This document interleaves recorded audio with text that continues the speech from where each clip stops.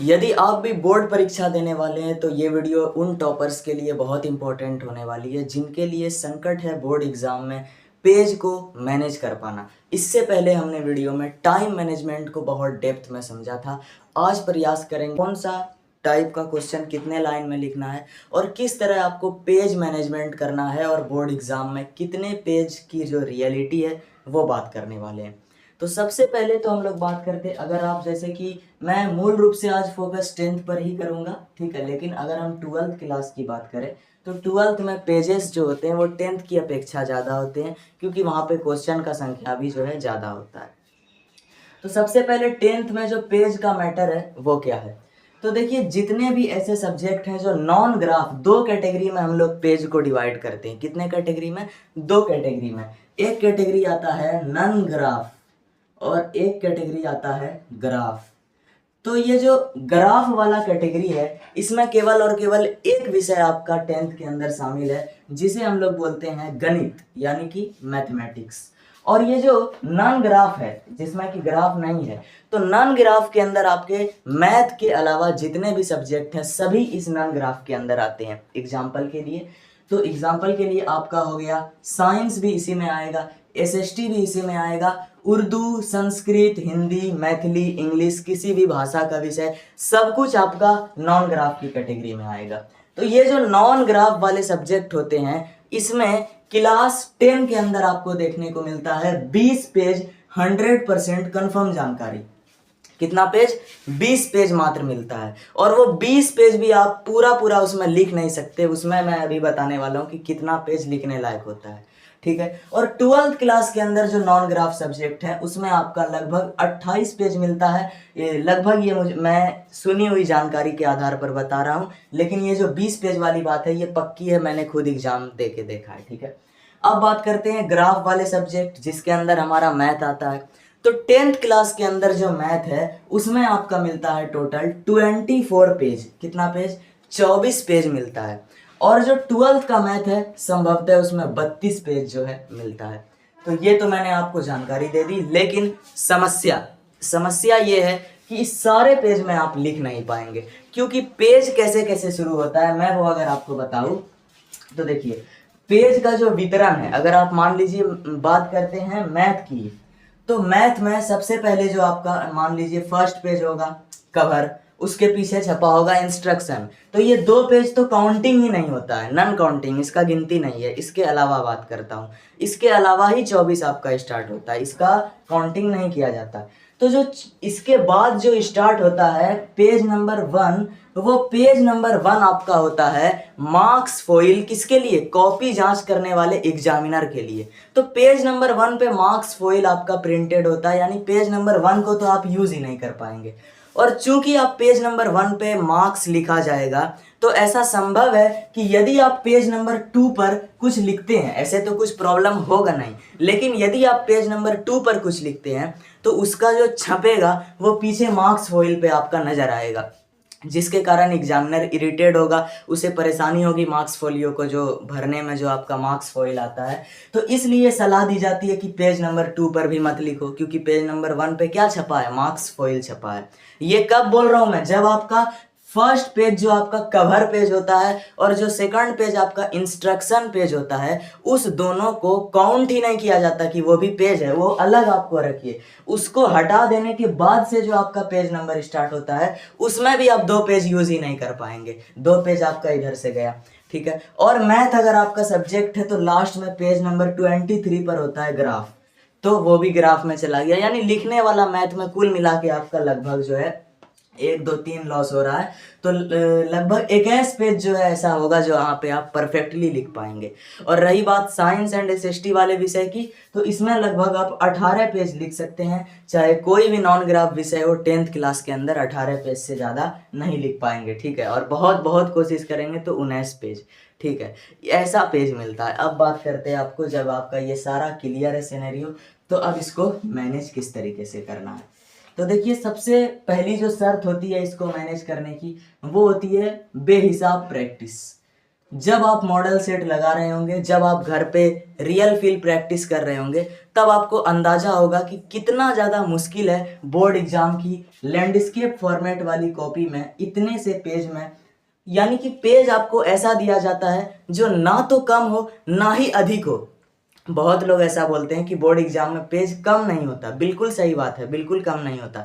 लेकिन जो लोग बोलते हैं बोर्ड एग्जाम में पेज बहुत अधिक होता है, वो भी गलत है। क्योंकि ऐसा साइकोलॉजिकली पता नहीं कौन साइकोलॉजिस्ट जांच करता है, इतना पक्का देता है, इतना पक्का कि अगर एक बार कहीं पे काट पीट हो गया तो पेज घट जाएगा अगर आप टॉपर हैं तो सबसे पहली शर्त, किसी भी हाल में किसी भी क्वेश्चन को कटम कुट्टी करने से बचना है, बिल्कुल भी काट पीट नहीं करना। जो कुछ भी कीजिए क्वेश्चन पेपर पे पहले कर लीजिए। कॉपी पर आपका एक एक वर्ड जो है वो परमानेंट के लिए छपना चाहिए, क्योंकि एक क्वेश्चन में भी अगर काटा और उसके जगह अगले पेज पे लिखा तो आपका पेज घट जाएगा। ऐसा पेज रहता है इनफ, मतलब 22 पेज आप मैथ में यूज कर सकते हैं। और क्वेश्चन आपको कितना बनाना है, 15 लघु उत्तरीय 4 दीर्घ उत्तरीय, टोटल 19 क्वेश्चन बनाना है और पेज भी 22 दिया है। यानी अगर आप एक लघु उत्तरीय क्वेश्चन एक पेज करके बनाएंगे तो 15 पेज तो ऐसे खत्म हो जाएगा। अब आप सोच रहे होंगे हम एक पेज में काहे बनाए, 2 पेज, मतलब कि एक लघु उत्तरीय प्रश्न जो है वो आधे पेज में बनाएंगे और एक पेज में 2 क्वेश्चन बना लेंगे। तो अगर आप ऐसी गलती करेंगे तो आप खुद से ही मार्क्स को कटवा लेंगे, क्योंकि जो टॉपर का लिखने का स्टाइल होता है स्टेप वाइज इंडिकेट करना, वो मैथमेटिक्स के लिए क्लास 10th के लेवल के लिए एक पेज में 2 लघु उत्तरीय प्रश्न लिख पाना इनफ नहीं है, टॉपर के लिए बिल्कुल भी इनफ नहीं है। ठीक है, मुझे जहां तक पता है अगर आप एक एक स्टेप इंडिकेट करेंगे तो पर शॉर्ट क्वेश्चन मिनिमम आपका लगभग एक पेज में आराम से परफेक्टली हो जाएगा।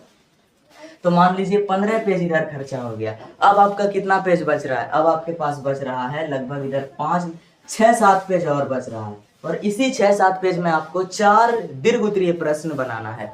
तो इस तरीके से आपको मैनेज करना है कि एक पेज में आप ग्राफ कंप्लीट बनाएं, एक पेज में ग्राफ कंप्लीट, उसके बाद जो ग्राफ का डिजाइनिंग होगा वो ग्राफ पेपर पे, यानी उससे ज्यादा नहीं लगेगा।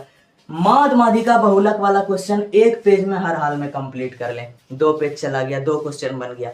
अब जो बचा 2 क्वेश्चन, उसमें अगर आप रचना वाले प्रश्न बनाएंगे तो 2 पेज जरूर लें, त्रिभुज को सिद्ध करने वाले बनाएंगे तो 2 पेज जरूर लें, त्रिकोणमिति सिद्ध करने वाले बनाएंगे तो 1.5 पेज जरूर लें। यानी 2 क्वेश्चन ऐसा है जिसे 2 दीर्घ उत्तरीय प्रश्न ऐसा है जिसे आप केवल एक पेज के इस्तेमाल से ही सॉल्व कर सकते हैं। एक हो गया ग्राफ और एक हो गया सांख्यिकी से संबंधित प्रश्न। इस तरह से आपका मैनेज होगा। और ये हमेशा ये चीज याद रखना है कि बिना प्रैक्टिस के मेरे वीडियो में बोल देने से, आपके वीडियो को देख लेने से कभी ये संभव नहीं है। जब तक आप निरंतर एक बार नहीं बार बार प्रैक्टिस करेंगे, हर बार कुछ गलती होगा, हर बार काट पीट होगा, लेकिन करते करते आपको बस यही सोचना है कि एग्जाम तक खुद को इतना ज़्यादा मजबूत बना लेना है कि कम से कम एग्जाम हॉल में तो आपको ऐसी समस्या नहीं हो, ना ही आपको काटने पीटने का ज़रूरत पड़े, ना ही आपसे कोई गलती हो। तो ये सब चीज़ मेरे वीडियो बना देने से मैंने आपकी हेल्प के लिए बनाया, या आपके वीडियो को देख भी लेने से नहीं होगा। जब तक पहला सबसे इंपॉर्टेंट शर्त है आप लगातार निरंतर कम से कम 2 महीना भी ये चीज़ प्रैक्टिस नहीं करेंगे तो संभव नहीं है। तब आप देखेंगे कि हर प्रैक्टिस पर किस तरीके से गलती होती है। ये तो मैं मैथ की बात कर रहा हूँ, अभी मैं बात करता हूँ आपको एसएसटी जैसे विषय की। ठीक है, एसएसटी या साइंस विषय की अगर मैं बात करूँ तो आपको साइंस में ही आपको देखिए 15 क्वेश्चन बनाना पड़ता है। 15 क्वेश्चन, 12 लघु उत्तरीय और 3 दीर्घ उत्तरीय प्रश्न। तो 12 लघु उत्तरीय प्रश्न तो छोड़िए, मान लीजिए 3 दीर्घ उत्तरीय प्रश्न अगर आपका फिजिक्स है तो 3 पेज लगेगा, केमिस्ट्री बायो है तो 2 4 पेज लगेगा, 7 पेज आपका चला जाएगा एक टॉपर के लिए। 7 पेज कम से कम दीर्घ उत्तरीय में खत्म। अब कितना पेज आपके पास बच रहा है साइंस में, तो अब आपके पास साइंस में जो बच रहा है वो लगभग 12 पेज बच रहा है। कितना पेज बच रहा है, 11 या 12 पेज ही आपके पास बच रहा है। तो इस 11-12 पेज में आपको 15 लघु उत्तरीय प्रश्न किसी भी तरह एडजस्ट करना है, इतना परफेक्ट कि मैंने जिस परफेक्टनेस के साथ एग्जाम में लिखा था, जबकि मेरे साइंस में 100 आए ना, तो उसी परफेक्शन से अगर आप लिखेंगे तो ना तो आपका एक पेज घटेगा ना बढ़ेगा। यानी मेरा पक्का पक्की पूरा आखिरी पेज नंबर 19 तक मेरा चला गया था। और यही हाल एसएसटी में भी था, एसएसटी में पेज नंबर 18 लगभग क्रॉस कर गया था। तो इस परफेक्शन के साथ आपको लिखना। अब बात करते हैं हिंदी में। हिंदी की जैसे आवेदन पत्र देख लीजिए।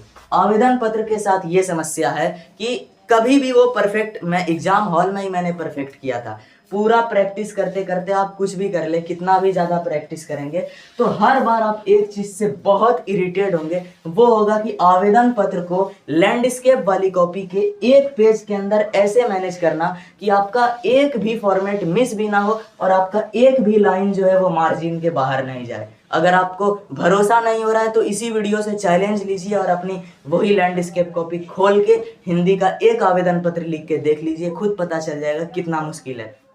भाई पुरता ही नहीं है। अगर आप इतना बड़ा लिखेंगे तो पता चला 1.5 पेज लग गया, इतना छोटा लिखेंगे तो पता चला नंबर कट जाएगा। तो किस तरह से आपको मैनेज करना है, ना तो ये वीडियो में बोलने से होता है ना ही वीडियो को देखने से होता है, तो इसका भी आपको प्रैक्टिस करना पड़ेगा। अब कितने लाइन में लिखना है ये मैं आपको क्लियर बता देता हूँ। मैथ का लघु उत्तरीय प्रश्न एक पेज कम से कम, दीर्घ उत्तरीय प्रश्न के बारे में मैंने बता दिया किसे कितने में लिखना है। साइंस की बात करें तो साइंस का लघु उत्तरीय प्रश्न इतना सफिशियंट है कि आप 2 लघु उत्तरीय प्रश्न एक पेज में लिख लें, या कभी कभी एक में भी एक फुल हो जाता है।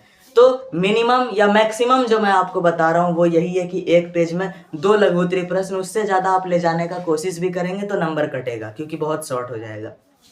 एसएसटी की बात करते हैं, सेम एसएसटी का भी एकदम सेम हालत है कि एसएसटी का जो लघु उत्तरीय प्रश्न है वो मैक्सिमम टू मैक्सिमम एक पेज में 2 लघु उत्तरीय प्रश्न ही आप बनाएं, तभी आपको नंबर मिलने लायक है। क्योंकि बहुत शॉर्ट लिखना, जो कि टू द पॉइंट वाला जो सिस्टम चलता है वो कारगर साबित नहीं है। वो टू द पॉइंट के चक्कर में लैंडस्केप कॉपी इतनी लंबी होती है ऐसे, तो उसमें आपको पता चला टू द पॉइंट करते करते 1-1.5 लाइन में आंसर खत्म। अब वहां पे मुंह देखते रहिएगा कि क्या भरे। कम से कम लघु उत्तरीय प्रश्न अगर लैंडस्केप कॉपी में भी लिख रहे हैं तो 3.5 लाइन तो लिखना ही चाहिए आपको। किसके अंदर? एसएसटी के अंदर। साइंस के अंदर तो 4-5 लाइन भी लिखना चाहिए। और दीर्घ की बात करें तो फिजिक्स का दीर्घ उत्तरीय प्रश्न कम से कम 3 पेज जरूर लिखें, या क्योंकि उसमें 6 नंबर है और प्रूफ करने वाला क्वेश्चन है तो कोशिश करें किसी भी हाल में 3 पेज में ही वो प्रूफ किया जाए।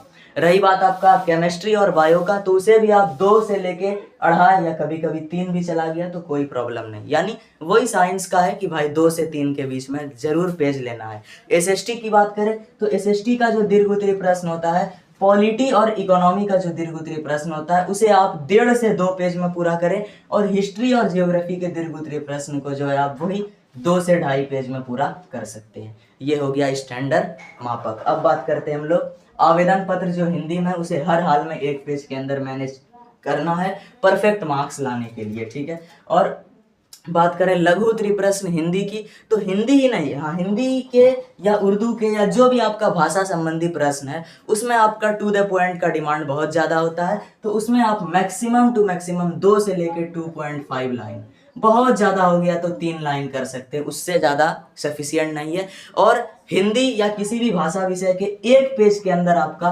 3 से लेके 4 लघु उत्तरीय प्रश्न भी आराम से आ सकता है, लेकिन मैं सजेस्ट करूंगा कि आप एक पेज में 3 लघु उत्तरीय प्रश्न ही अटेम्प्ट करें। निबंध की बात करें तो किसी भी सब्जेक्ट का निबंध हो, चाहे उर्दू हो चाहे हिंदी हो, उसमें आपको 3 पेज ही लिखना है। 3 पेज निबंध जरूर लिखिए, ठीक है। दीर्घ उत्तरीय प्रश्न की बात करें तो हिंदी या किसी भी भाषा विषय का दीर्घ उत्तरीय प्रश्न न्यूनतम 1.5 पेज लिखना है, 1.5 पेज, वो भी हर एक फॉर्मेट के साथ, संकेत के साथ, संदर्भ के साथ, प्रसंग के साथ, व्याख्या सहित। इस तरह से आपको लिखना है।